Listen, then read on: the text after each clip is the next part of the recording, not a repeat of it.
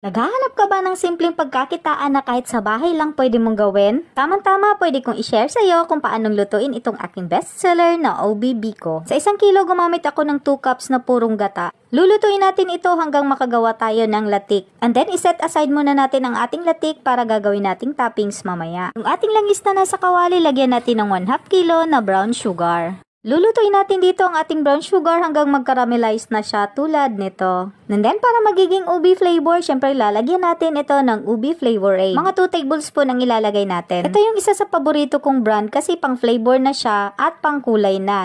Ngayon, kapag okay na tayo sa ating kulay, unti-unti na natin ilalagay ang ating sinaing na malagkit. Mix lang natin hanggang mag-well combine at maging pantay ang kanyang kulay. Tapos, hahayaan muna natin siyang maluto ng ilang minutes sa kawali. Naka-low fire pa rin ito habang consistent nating hinahalo para talagang masarap ang ating ubi biko. Kapag satisfied ka na sa outcome, pwede na natin siyang ilalagay sa ating bilao. Itong 1 kilo na niluto natin, kasya ito sa 14 inches or medium size na bilao. Inaayos ko lang muna ito at palalamigin kasi pag malamig na, saka ko na siya i-slice at lalagyan ng toppings.